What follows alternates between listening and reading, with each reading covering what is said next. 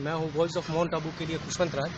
जैसा कि हम सब जानते हैं, माउंट आबू में पिछले कुछ दिनों से या कुछ महीनों से प्रशासन द्वारा अतिक्रमण हटाने की कार्रवाई की जा रही है, जो जिससे पूरा माउंट आबू के काफ़ी लोग परेशानी में हैं।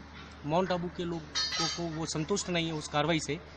अभी मेरे साथ में भारतीय जनता पार्टी के जिला उपाध्यक्ष सौरभ जी गंगड़िया हैं। हम लोग उनसे बात करेंगे, उनसे कुछ जानकारी हासिल करने की कोशिश करेंगे। वे मॉनिटरिंग कमेटी में भी मेंबर हैं। सौरभ भाई, आप मॉनिटरिंग कमेटी के भी मेंबर हैं और मेरा प्रश्न ये है कि मॉनिटरिंग कमेटी में जो उपखंड अधिकारी हैं माउंट आबू के, उनका भी एक रोल है, वो नोडल कमिश्नर है।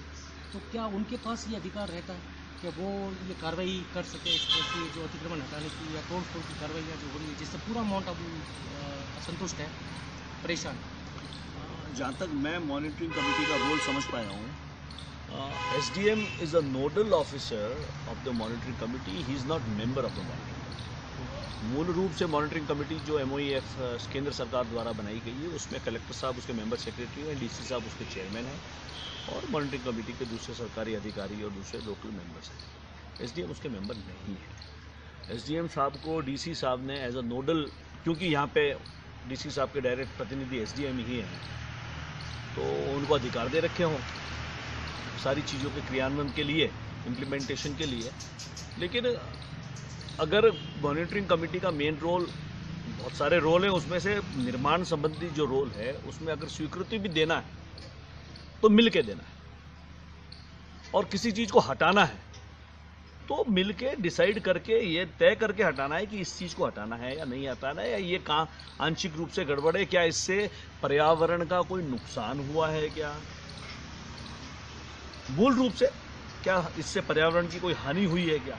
और फिर अगर रेजिडेंशियल है और रेजिडेंशियल यूनिट्स में अगर कोई छोटा मोटा डिविएशन है, not a very big deviation, और जिससे पर्यावरण को कोई नुकसान नहीं हो, या जिसकी पेरिफ्री में कोई ज़्यादा चेंज नहीं हो, लेंथ ब्रेथ और हाइट सेम हो, और उसने अगर छोटा सा टिन शेड हटा के अगर छत डाल दी है, डायमेंशन उसने चेंज नहीं किए, अंदर का उसने इंटरनल वॉल्स हटा के ठीक ठाक किया है, कॉस्मेटिक चेंज किए, तो उस चीज़ पे मॉनिटरिंग कमेटी को बिल्कुल भी आपत्ति नहीं होनी चाहिए।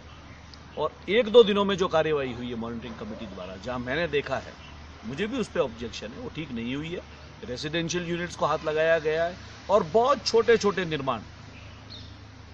निर्माणों को इन्होंने ध्वस्त किया है। विशेष करके कुछ बड़े स्ट्रॉन्ग लोगों को टारगेट करके भी ये कार्रवाई फोकस की है। ठीक नहीं है।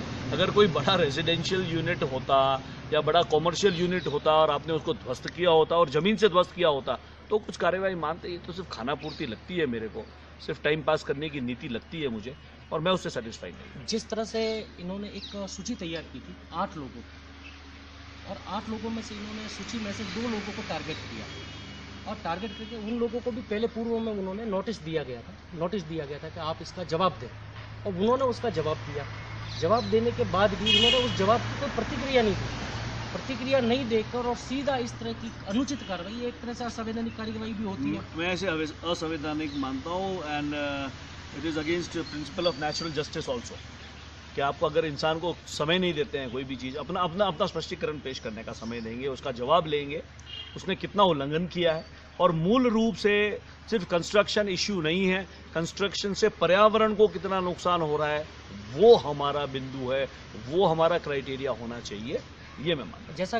जैसा आपने बताया कि नोडल कमिश्नर है, उपखंड अधिकारी जो है वो उस मॉनिटरिंग कमेटी में नोडल ऑफिसर है, और उन्होंने आप लोगों से या किसी तरह से कोई चर्चा नहीं की? कोई चर्चा नहीं की, किसी चर्चा के उन्होंने ये कार्रवाई की? उन्होंने परमिशन देने के लिए भी चर्चा नहीं की और तोड़ने के लिए भी चर्चा नहीं की। अब आप लोग उसके लिए आगे क्या कार्रवाई करने वाले हैं, या कोई प्रश्न रहेगा? मुझे दूसरे मेंबर्स का तो नहीं पता, लेकिन पर्सनली मैं तो मेरा प्रोटेस्ट लॉन्च करूंगा, मॉनिटरिंग कमेटी के अध्यक्ष को भी लॉन्च करूंगा, MOEF गवर्नमेंट ऑफ इंडिया को भी लॉन्च करूंगा कि ये कार्यवाही ठीक नहीं हुई है। और हम लोग को सबको कॉन्फिडेंस, अगर हमको आबू को इको सेंसिटिव जोन रखना है, आबू के पर्यावरण की सुरक्षा करनी है, तो लोगों की सहभागिता के साथ में ये पॉसिबल होगा। लोकल लोगों को कॉन्फिडेंस में लेके हम चलेंगे, उनको मोटिवेट करेंगे, मोबिलाइज करेंगे, तो ही इस चीज़ में हम लोग कामयाब हो पाएंगे।